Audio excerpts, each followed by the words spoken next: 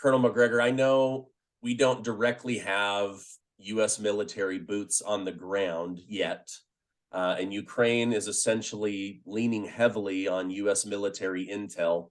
But is Zelenskyy a good wartime leader? Meaning, does he have good generals and colonels around him, or is he just a former sitcom actor relying heavily on the United States and NATO? Well, I think the last point is accurate, but he was recruited by this oligarch, Kolomoisky, who is also the man that has funded these neo-Nazi units that have been guilty of terrible crimes against captured Russian troops and civilians, and are still committing crimes every day in Ukraine, threatening and murdering people that do not or will not support Zelenskyy and his regime. Zelenskyy himself was picked because he was an actor, and he's done a brilliant job of acting. Is there any depth of understanding? Of course not. Now, whether or not his officers are any good, that's very much open to dispute. After all, most of these people, when they were finally selected, they spent a lot of time being trained and educated by us. You know, one of the things that worried me from the very beginning was this light infantry-centric mentality in the U.S. and British armies. And the reason I worried about it was that I was afraid that tens of thousands of Ukrainian soldiers would be lost in urban areas, because the Russians aren't fools. In most cases, they're not going to bother digging people out of these areas. They'll simply lay siege to them, which is exactly what happened in a place like Mariupol. And thousands of good Ukrainian troops were lost because they were simply captured ultimately, or slowly ground into bits. But I think there was a lot of bad thinking and bad tactical advice. And under the circumstances, I think the Ukrainians did the best job that they could. But the point is, I don't think we can really evaluate it in great detail, because it's always a mix. You're always going to have some people at the top who are good and some who are not. And right now, the people that are retained and being trusted by Zelenskyy are the yes men, the people who unconditionally do whatever he tells them to do. And remember, he's got this neo-Nazi force inside the country, ensuring that people obey his orders. Now, as far as the manpower goes, the NATO military manpower has increased dramatically. We have good sources that suggest there are at least 20,000 Polish soldiers in Ukrainian uniform. And the Russians listen to Polish spoken on the radios and in combat all the time. You have to add to those some unknown number of mercenaries, many of whom are former U.S. soldiers. And then you have people that are there as quote unquote contractors. You know, this is an Austrian colonel pointed out in an interview quite recently. I think his name is Liesner, something like that. He said, if I take my uniform off tomorrow and I put on the Ukrainian uniform, then I'm no longer a member of NATO and serving in the Austrian army. I'm fighting for Ukraine. Well, good luck with that, because if he's captured by the Russians, they can execute him. He has no protection under the Geneva Convention. None of these foreigners in Ukrainian uniform or nondescript uniform will be safe. Then we have lots of people on the ground that are operating, as you point out, as extensions of our intelligence, surveillance, reconnaissance community. The Ukrainians have the benefit of some of the best information and intelligence in the world that we transmit immediately. The problem for the Ukrainians is they can't always act on it. Okay, thank you for that. I don't know how much you know about this, but it's been coming out more and more that Zelenskyy is having to cut ties with people high up in the Ukrainian government because of corruption and stealing money. I read recently that around $100 billion from United States taxpayer money has been put up for this war, and they believe anywhere from 30 to 50% of that money is just being eaten up in money laundering and Ukrainian corruption. I also read that only about 1/3 of U.S. military weaponry that's being sent over is ending up on the front lines. The rest is being taken, sold on the black market, or even ending up in the hands of the Russian, soldiers that are fighting. Have you heard any of this? What do you know about this? Well, I know that the Caesar artillery system that France provided to the Ukrainians that at least one of those systems, and I've forgotten how many they provided, I think somewhere in the neighborhood of 18 or 20. These are large gun systems, very accurate, rapid fire, that at least one of them was directly sold to the Russians on the battlefield by Ukrainians. So there's clearly truth in what you're saying, but when we start talking about percentages, we don't know. We all know that Zelenskyy and his inner circle have fat bank accounts in Cyprus. We know that Zelenskyy and his friends own property in the West. I'm sure that when this is over, long before anybody gets to Zelenskyy, either the Ukrainians that want to kill him or the Russians that want to kill him, he'll probably escape to the West. He may well end up in the United States or somewhere else in elaborate surroundings. I mean, this has happened before. You know, Karzai's brother from Afghanistan has a 23-room bathroom mansion in Maryland somewhere. How does this happen? Well, it happens because of the widespread corruption and pilfering of dollars. You know, when you turn on the faucet and you just pour money into any place, you're going to corrupt the place. And that's what we've done in virtually everywhere we've gone. We deform the economy and we corrupt it. Not intentionally. It's an unavoidable outcome. Okay. Yeah. I remember reading the former president of Afghanistan left with like a carload full of American money and was able to escape with his life, right? Let's switch gears for 1 minute. Well, before we leave that, just to point out that you could see members of the Ukrainian cabinet and the Zelenskyy government traveling back and forth between Kiev and the Polish border in their Porsches and their Mercedes and BMWs. Okay. I'm sorry. Go ahead. Yeah, no. I appreciate the insight. This is why I have you on. Just real quickly on Afghanistan. The US media has essentially done a blackout on the United States pulling out of Afghanistan. I remember seeing the picture of President Biden looking very frail, by himself, not surrounded by his board.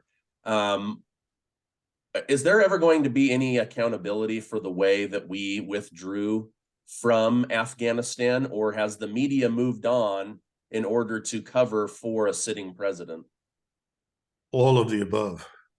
There are lots of people on both sides of the aisle that profited from Afghanistan, just as they are profiting from the debacle in Ukraine.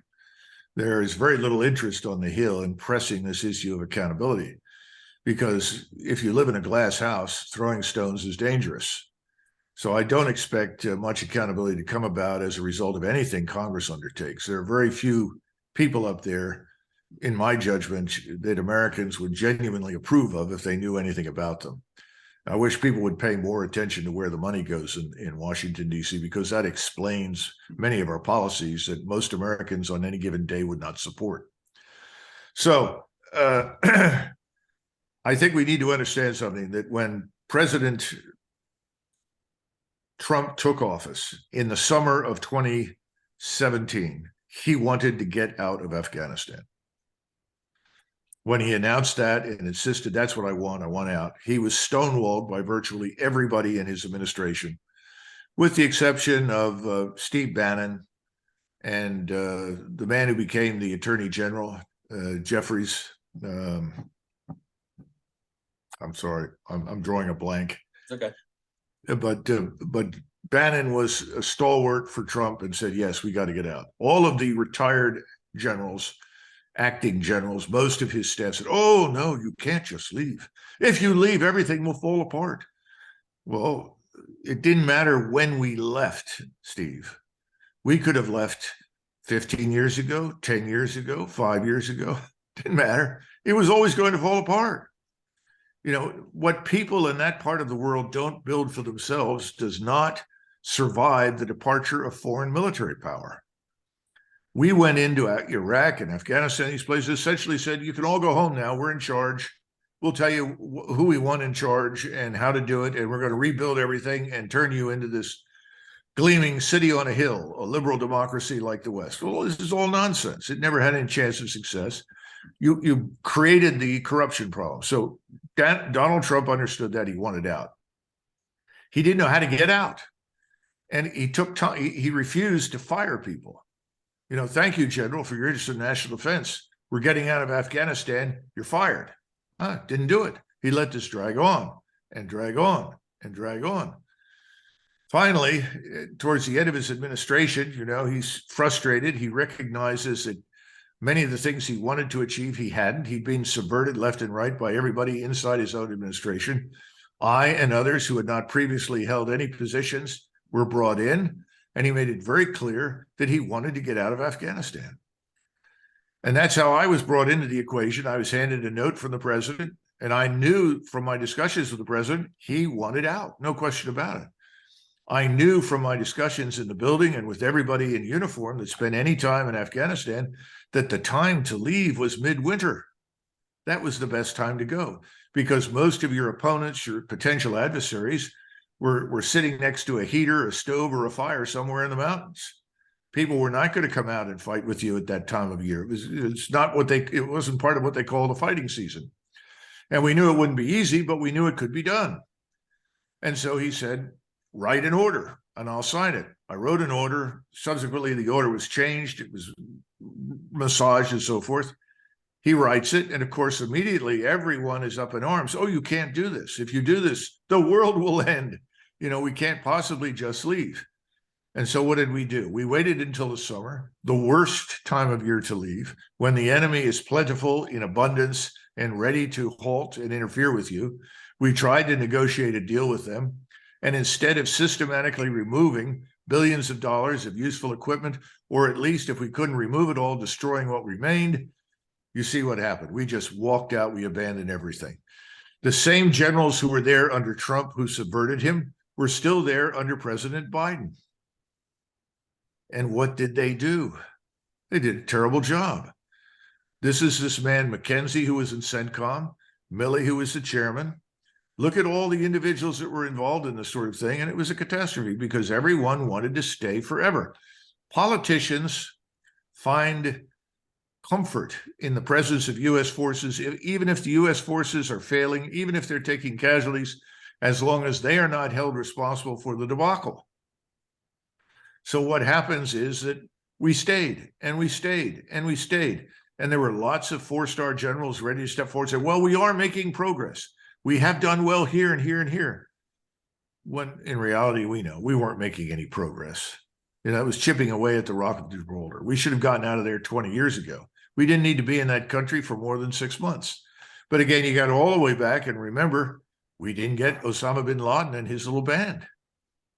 So the first person that made the first gargantuan error that failed in that mission, and remember, you're talking about the United States military surveillance state, the National Security Agency, the CIA, the Special Operations Command, places where we invest hundreds of billions of dollars. And we can't even bring to justice one man and a group of perhaps 300 or 400 stalwart supporters. This is back in 1997, or excuse me, not 97, back in 2001 and 2002. Did we hold General Franks responsible for that failure? He was given the mission. It was his task. Did we do anything to him? No.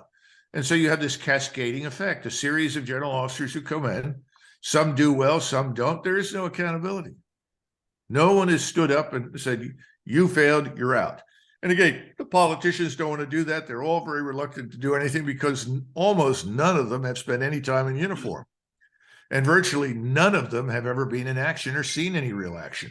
So they all feel uncomfortable. We used to have this problem with the so-called Vietnam draft dodgers like Mr. Biden. Now we have it with all of these people who've never really served and done anything. Oh, I don't think I'm comfortable doing that to the general. And they look at these officers that have vast medals on their chests. They don't realize none of them mean a damn thing. They're all thank you for coming medals. It's rare that you see anything for valor under fire. And those are the only things that count. What a soldier does under fire is what's meaningful. Everything else is nonsense, frankly speaking, because everything else is designed to prepare him to fight. So, make a long story short, no, there's not going to be any accountability in the near term.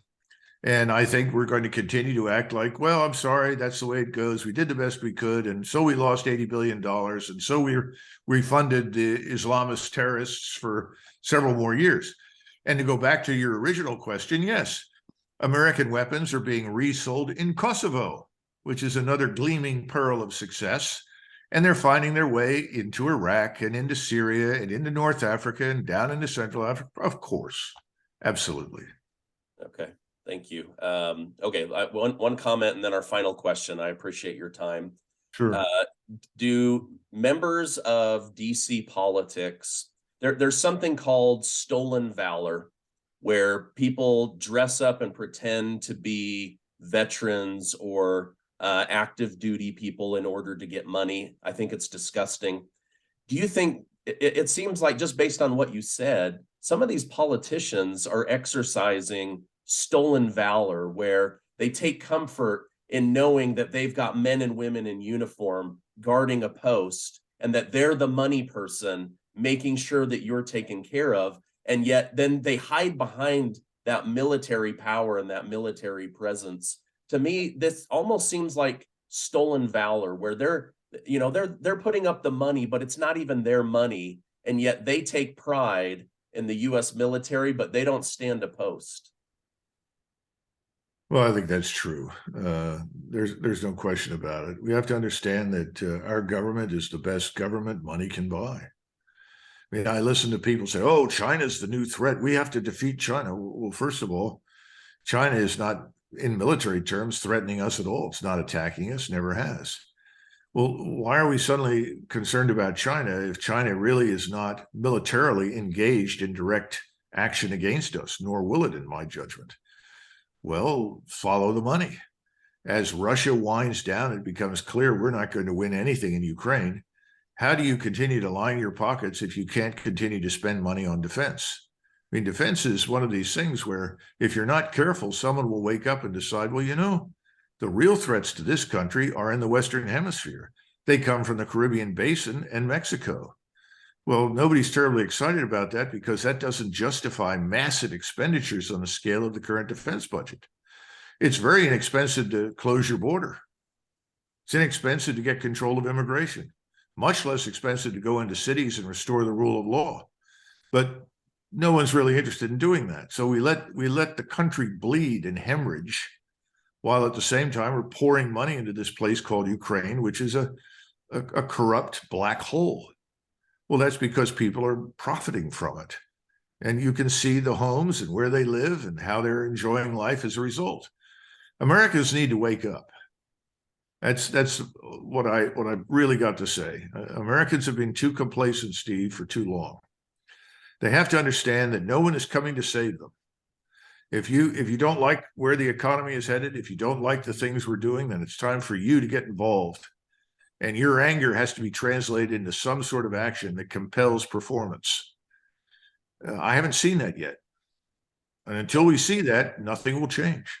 Yeah. Okay. Thank you for that. Final question, then I'll let you go.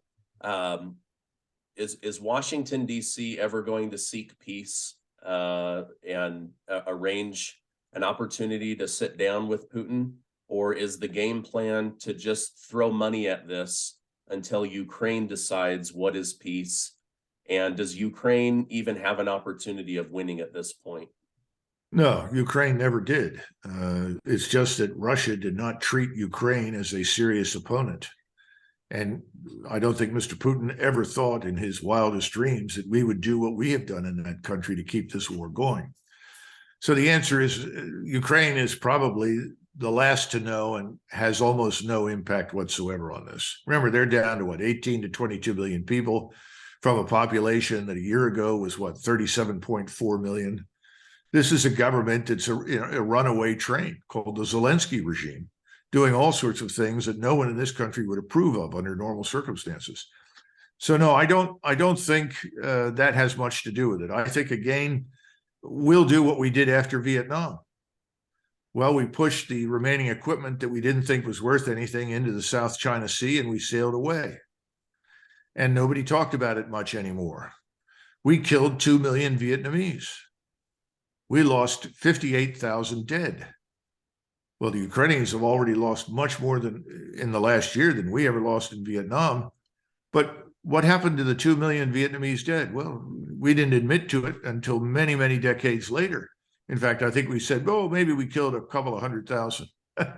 We Okay. just walk away. Remember, we are primarily an aerospace or maritime power. We are not a land power anywhere except in our own hemisphere. So we always have the opportunity when things don't go our way to get on board the aircraft or get on board ship and leave. And the American people have proven repeatedly they have very short memories. And you change the subject and you tell the media to stop talking about it. And if the media doesn't talk about it, well, you go back home to your Barca lounge, you open your can of beer and you watch cable TV. That's what they depend on, the people in Washington. That's what they bet on, that no one will pay any attention. This time, I think it's going to be different because I think Russia is not Serbia. Russia is not Iraq. We are not going to defeat Russia. Russia will have its way in Ukraine. Russia will annihilate the Ukrainian armed forces. This regime will not survive. And as a result, NATO won't survive. NATO will crumble because people in Europe will finally recognize what we've been doing. Waging war overseas at great expense to them and at the expense of their national interests, at the expense of their security, and that Mr. Putin is not Dr. Evil and has no interest in waging war against the rest of Europe. On the contrary, he wants to do business with them. And the Chinese want to get across Central Asia because you want your rail lines to link you in China to railheads in Europe so goods and services can be moved back and forth. You got to have peace and stability for that. Russia has been providing the peace and stability by bolstering people in Central Asia, keeping that place running effectively so the Chinese can build this one belt, one road. We don't want that to succeed. The way to stop this successful trade route is to do what? Create instability and war. The Chinese lose in our estimation and the Russians lose, but in the long run, no. Central Asia is going to be stable. In the long run, those lines are going to open. That trade will occur. We're fighting the inevitable pointlessly, when instead we should be looking at ways to capitalize on it ourselves, to work with the rest of the world. We are seen as people who are completely selfish, completely self-interested, no sympathy for or interested in anybody other than ourselves. That's a very bad reputation to have. Remarkably different from the way the world viewed us 50 years ago. Yeah. Well, and from what we've discussed today, Germany may be the first one to wake up and say, we can't be, funding all of your wars, and we need Putin for that energy. And that may be the turning point, because as you mentioned, Berlin, 50,000 people protesting, end this war, end this war. They may be the first one to get it to go their way. Well, we'll see. I think something is going to happen that will change conditions over there. The Europeans are the ones that are going to have to stand up and say, thank you, but no thank you. But we got to stop this obsession with this man, Putin. We're dealing with the Russian people and the Russian state. We act as though he's the single link in the great chain of evil. That's a lot of nonsense. There's no chain of evil. You can't threaten an entire nation of people with destruction and expect them to sit down with you and talk to you. I don't think Putin will talk to anybody in Washington right now. He won't talk to anybody here until this administration is gone. And I think his view of Western Europe is very similar. You've all lied to me. You haven't told us the truth. The Minsk Accords were a facade, a joke. So don't expect us to sit down and have tea with you and entertain any thoughts or ideas you may have. He'll wait until there's new leadership in Europe. And that's coming. Okay. Yeah.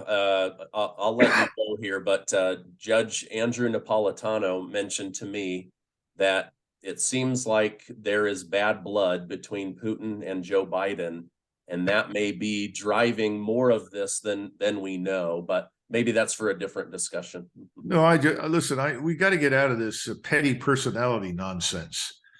It's all about interests, strategic interests. It's not, do I like Miss So-and-so who is prime minister or Mr. So-and-so who is the current chancellor of Germany. It has nothing to do with that.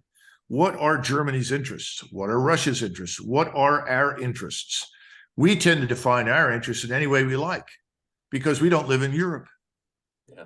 We don't live in Asia. So we just make our minds, oh, well, this week, this is important to us. Next week, that may not be important anymore.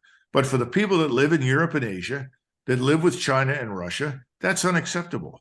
Their interests are relatively permanent. If you sit in Berlin today and you look east, your views are not terribly dissimilar from the views that were held 100 or 200 years ago. You're interested in the same kind of terms of trade that will boost prosperity and maintain stability.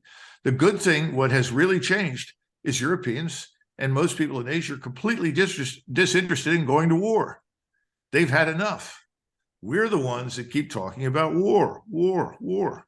Yet we do nothing to protect our borders. We do nothing to protect our country. We leave our intellectual property on the table to be stolen. We ship our industries overseas. China did not rob us of our manufacturing base. We robbed ourselves of it. Greedy people in Washington and the corporate sector ship those things out. This is what people have to get through their heads. Stop looking overseas for someone to blame for the misery that we confront today at home. We are the authors of our own mess, and those authors are principally in Washington and in the corporate sector. Americans need to wake up. That's the problem. It's not in Beijing. It's not in Moscow. It's here. Right. Colonel Douglas Macgregor, thank you so much for your time. Thank you for your service to our country. And I will definitely have you back on the show. Thank you so much. Have a great rest of your day. Thank you, Steve.